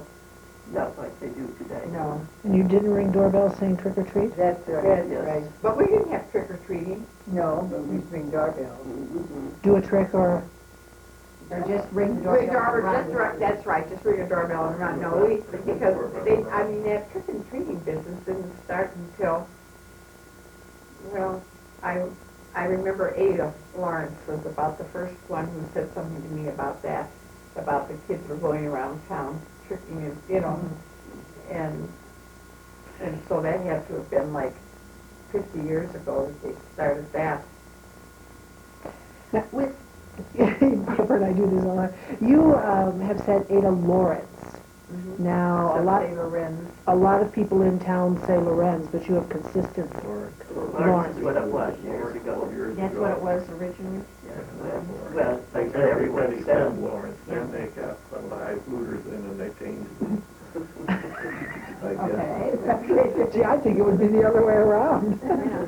Lorenz? Lawrence sounds nicer. Yeah, it does to me too. You mentioned the first bathroom. What about getting telephones? When did that come? Did you have an early one because of the True, school? our number was 2. Ours was 6. And their doctor, Dr. Smith's number was 6. You know, you asked Yeah, well, Loretta a question, I don't think you ever answered it, about how did people get her dad. He used to make the house call, but there were all these people dashing down. You had people coming all hours of the day and night saying they needed a doctor. They just come to the house. Well, that's where he had his office, was at the house. Well, And he was always there. I mean, it would be unusual not to find him there. but he was always available. Never the accident. I'm walking the road. He never went away on the 4th of July because somebody always got burned with a firecracker. And any time it rained, there'd be an accident. I Because would- Washington I Road, would- you know, it's road. And, you know, with Model T tires, you know, all that sort of thing. Remember how we used to have to help them roll bandages sometimes? Yeah, we did. We rolled bed. Girly. You remember you come out of the office, I need some help? But he sewed me up once. Listen, I'm gonna put on a pot of coffee. You know what I did one Yeah, time? it is good. I wasn't very old. And I went down into the store. I was on a Sunday. And I was going to wash some doll clothes. And I went in the back of the block. And I picked up a butcher knife. And I took some butcher cord. And I cut like this. And I was not very old. I had on a white dress. And the bottom of it was all embroidered. And I put my hand up. And I saw blood. And I put my hand up there. And I walked out. And I said, "Mom, look at me." And she hollered, well, I'll never forget that. Your dad came running. He had to stitch my forehead. I remember when you did Do that. you remember that? And was taught never to cut this way. No, but it's funny I didn't cut my nose because I had used a great big, and I wasn't too old. I don't think I had even started school. We talked about skating on the river a little bit.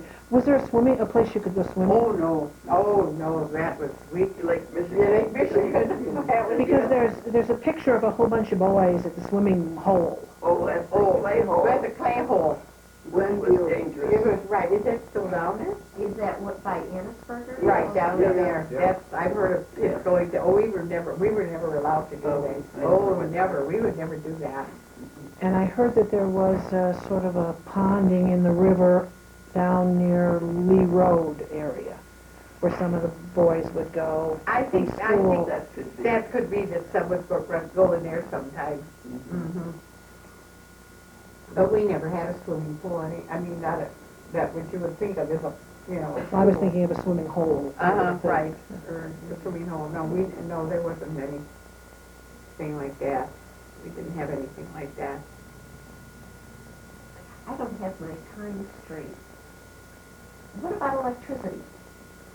When did that? I don't know, We always had. we always had Okay, because electricity. I can't think when that first came in. That gas started.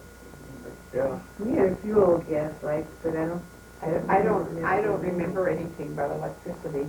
What about you, Loretta? No, I always remember having, Electricity? yeah, even in the old White House. Oh, yeah, you would, you're... Are there any other families in the area that you're related to? We've talked about Myers and... I don't have any other relatives here in town, other than Ada. Yeah, Ada, and was Well, Jay lives in Northfield. Oh, he does? Jay Lord lives in Northfield. I can't think of anybody. Can you, friends? Melzers and the Rubens. Some distant ones. Maybe The some. pictures, have to search.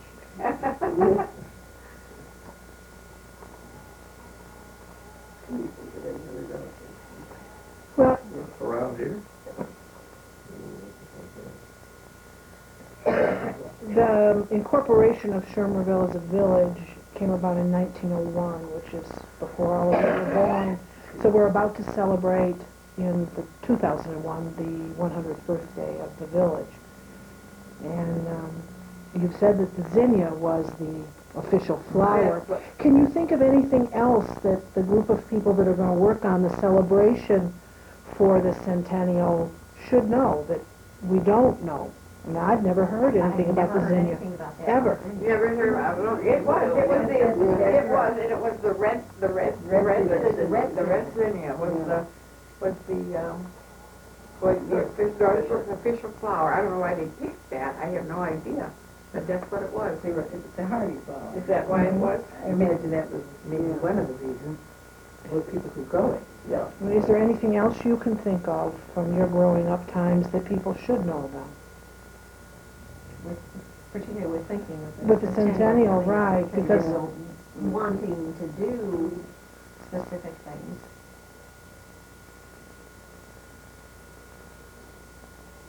You know, Something to think about. it is. right, a special way to celebrate. Can you, I mean, be thinking about these kinds of things. And if you have things, a lot of times you go home in the evening and you'll think about other things.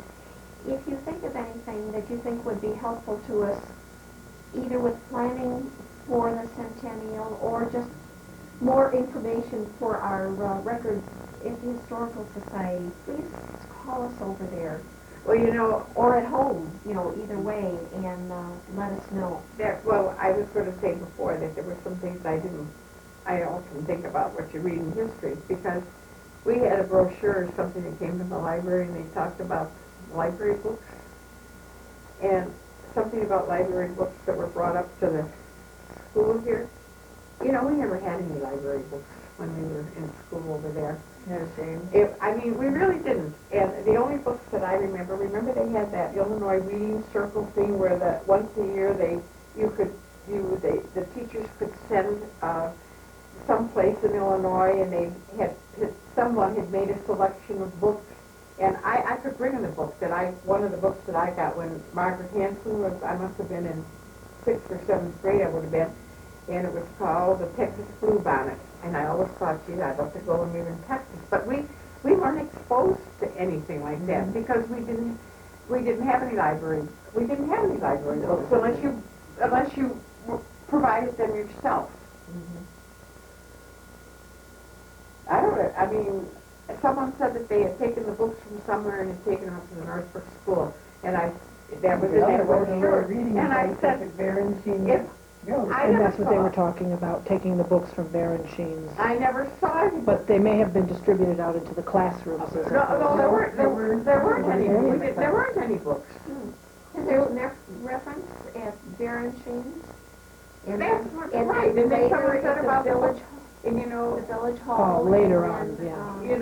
There really weren't any. And I can remember that when I spoke of this Margaret Hanson, she bought her own set of encyclopedias and set them in. I can find it. I could tell you exactly where they were in that room. And she said to us, "You are welcome to use those books, but I want you to have clean hands and to be very careful that you don't tear the pages." I mean, she put her own money out to buy those encyclopedias. We didn't have any library books when I was up there. Okay. And any books that we got, came from the Illinois Reading Circle, and you would get a lot of books for $25. I mean, there would have been a group of them. And I remember the one that I bought was the Texas Bluebonnet. I still have it at home. Loretta, I don't know if you've seen the quilt, but we were given a quilt at the Historical Society, and your mother's name was Louise, and I believe her name is on that quilt. And I think it is, and it's 35 women, I believe, from St. Norbert's. There's quite a few names on it. There's Rose Happ's name is on it, and there's quite a few other people. If you're ever could come to the Historical Society on a Sunday, we're open 2 to 4, or Thursday. You just come look at it. It's hanging on the wall now. We have it on display. It had been in the Therian. I'll have to figure out how there are several Therians, there's several Seltzers, there's several other names that are. I have to trace it down through, but it was on somebody's great aunt's shelf in Glenview, and it had been through 2 Therians before, so it's sort of. You know, Loretta, remember that woman that she was so prominent down there at St. Norbert's whenever they had a bazaar or they had something, and she lived right on Willow Road, and I passed Lucy the house. Brockendorf? Lucy Brockendorf. Oh, yeah. Her name is on there. Yes. Oh, yeah. Yeah, Lucy Brockendorf, and I. And Mrs. Gillis, too. Yes, Mrs. Gillis is on. If you could tell us anything or just About any of identify these. any of those people, it would be wonderful. Well, she most likely could you could do that.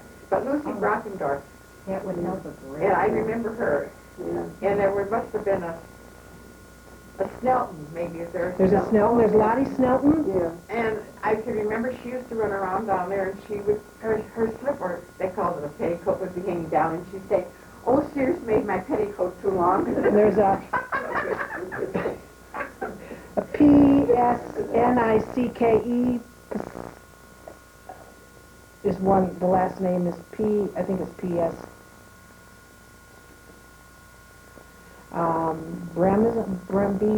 Pauline B-R-E-H-M, Bream. Yeah, Pauline Bream Bream. is on, Uh-huh. and, so there's quite a few. Well, she is the mother of Mrs. Robert Retzinger. Right. Yeah. So that's a green girl. Yeah. Which one, the old? The oldest, Yeah. Carol. Yeah. Well, I hadn't mentioned before, our father was Northfield Township supervisor for many years. We had to see that some of the needy people were taken care of, and sick people. Yeah, it was on there for many years. I can't recall the dates. I don't know the dates. We've talked about all these women that have been the teachers, so what sort of work have you done? Well, I tell you, when I was a kid, I was always at my grandfather's farm or another farm doing that, when I was a kid, but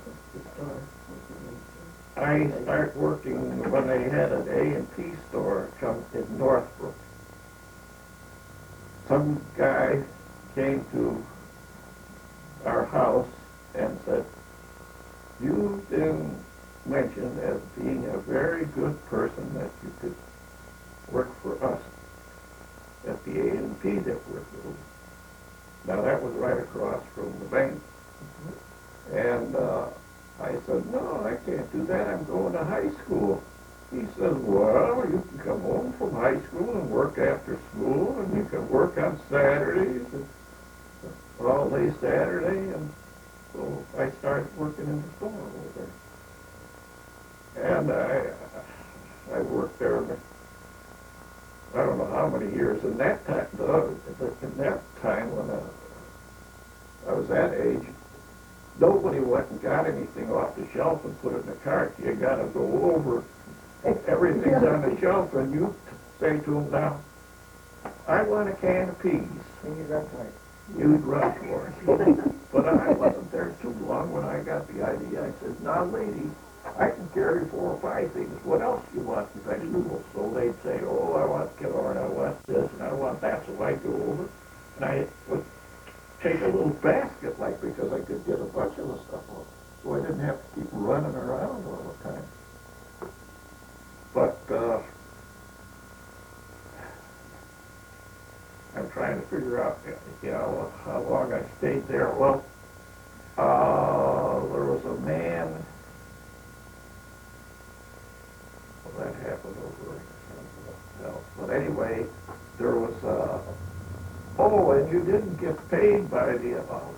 You know, you paid so much a day. And I think John Foose was the manager there, I think, at that time. And we'd be working and working. And he'd say, "Oh, George, it's getting to be going on 10:30. Let's go over to Weissman's and have a Coke." And he says, "Then you come back Sunday morning and we can work." So you never got paid for overtime, and you never got paid for that Sunday stuff. And that was in the days when they had these bulkheads in the window and they had the vegetables out on them.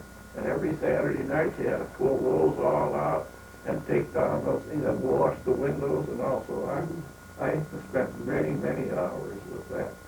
Well then, anyway, then, some fellow said, one of the supervisors said, "George, we want to put you down in Evanston to work." And I said, "Oh, yeah, okay." They had a store down at A&P store down there. It was right along next to an alley. And about 2 blocks this side of the underpass there. Central, yeah, Central. Central. And then somehow or other,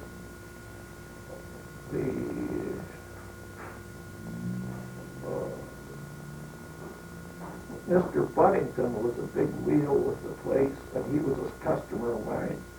And I was managing that store there for many number of years. But Mr. Buddington said he was a customer and he was a big wheel with A&P, and he had a son, so he brought his son in for me to break into the business. Well, the first thing he did was the person who he went to the register and took out money to go buy his lunch. I said, that's the number one thing you can't do. You don't take money out of there.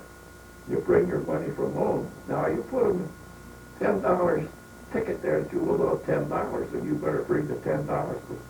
We'll count it because you're not going to be going home for lunch. So he learned that, and then he did a number of other things, and I got to know Mr. Buddington real well because he was a customer and he was a big wheel with A&P. So then they were going to build a store across the street, a big, supermarket. And so in the meantime, Buddington, no, that was after that. Anyway, we were on over there and they were going to make, he says, and the Buddington was going to be the manager. And he said, "I won't go in that store unless George goes as the assistant manager." He says, "because he's taught me all I know." Well, everything went along. I had to break him in some more over there. And then he went off and joined the Navy.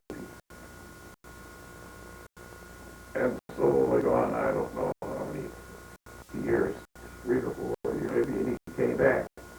Well, the AP had to think, you had to get your job back if you came out of the service. So he was going to be manager again. But Mr. Buddington came in to me one day and he says, "Now, George, I realize what's going on." He says, "But you'll be getting your pay, but you'll be getting a check mailed to you from the downtown office, so you don't lose anything." He says, "You'll still be getting it." And that's just about when I was getting married. But I spent quite a bit of time, and then I went across. Then I went in across the street to this other place when bigger store, and I ran that, and a buddy said, I don't know what happened, he was put up as he would go to all the A&P stores, he was in charge of the vegetables and stuff, so I was manager of that store for quite a while, right on Central Street in Evans. So, the store burnt down one time because something went wrong in the back room. The heater blew something and it burnt down. And I lived in Wheeling, and they called me up and said, Myerson's drugstore was in the corner. He said, George, your store is on fire. So I hightailed it over there. And then they built the store. And I was a vacation manager all up and down the North Shore, 2 weeks here, 2 weeks there, and all that kind of stuff, because they didn't have assistant managers in those days. Mm-hmm. But then they came back and the store was all done up, new, and then one night, when I was a manager, and I stayed late because I had a different boss then, a man by the name of Bannis, and he used to say, now don't forget, you gotta cut the help and get the work all done. So what would I do? I would work there many nights. I didn't get home to eat until 9 o'clock. And this one night, I usually had the car in the back. There was an alley there, and I could park it alongside of one of the buildings. But usually I'd get the car out and put it in the parking lot across the street. They got a big parking lot there. Well, this one night, it was 9 o'clock, I was going out there, and I saw two men down the street, and it looked like, I thought they were urinating on a tree, and then I thought, because a store down the line had been held up a month before that. And anyway, they came right towards my car, and I was going to back up and get out of there, and they shot. The bullet went through the little window and hit the steering wheel and lodged up in the windshield. Two colored fellows, big guys, and they said, we should have killed you right then and there. And the police told me afterwards they weren't going to kill you there because they needed the money, they wanted the money. So we were walking across the street, and it's like pretty near 9:30 going on 10 o'clock. And he said, now, if anybody sees us, we're just buddies. I thought, boy, I hope we see anybody, even the colored people, because they got to thinking of it as George's store, because I did such a good job for all of it. Everyone's George's store, it's George's store. I had a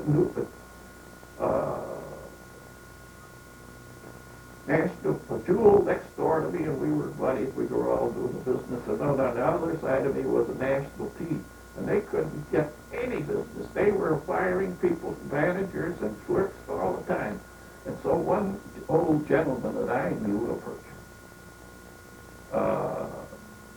had to go downtown to some big meeting, and he was sitting there one day at a meeting, and the big wheel from National Tea itself happened to be there, and he knew this gentleman. And he said to this gentleman, he says, I don't know. He says, I can't get my store going at all. He says, I don't even know what the guy's name is outside of George's store. Everybody's talking George's store. And he said, well, this fellow said, he knew me very well in China. He says, I'll tell you this much. You're never going to get any of his business because that man, it's like they call it George's store, because when he started up in there, he would cash check for anybody and everybody, and people would come and help me sack if we were busy or things like that. So anyway, these guys came in, and I locked the door. I locked the door when they came in, and then we got in the back, took me in the back room. like, I said, you guys ought to know better. You can't get any money out of here because of this brakes thing. I says, there's only such little bit that I can catch on you. You ought to know that. And so they got that money and took me to the back room where they wanted to get out. See, the one guy brought the car around to the back in the alley. And 10 o'clock, there's not much going down the alleys at that. And so then they said, where's the rope? We got to tie it up. I said, I had the rope lay over in a different place, but I said, we got to go up front and get that clothesline up there. So they got the clothesline. He went up with me. In the meantime, this fella, I had to load all the cigarettes up to before this. I had to help him load cartons of cigarettes. And the other fellow in the back was carrying meat out of the back room like mad. They had 2 cars.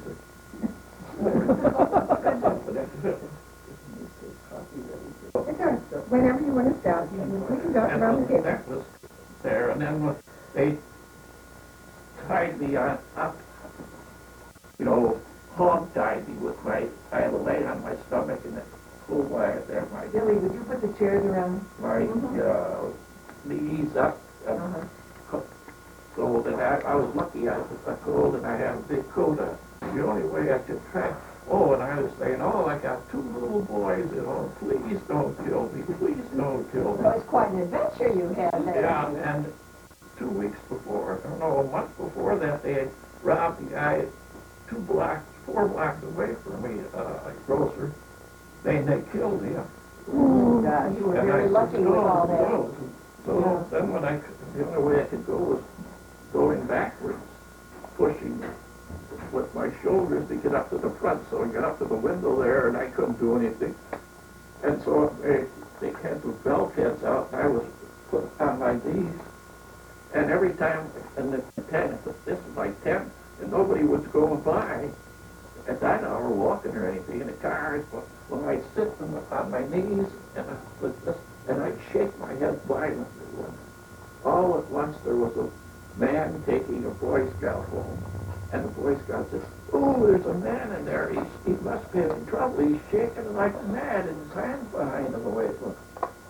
So they stopped. were able to stop They him said, and look for okay. him. So he went and they decided to call the police, and they came back, and that's the way it went. Oh, how many years, George? How many years did you work for the A&P?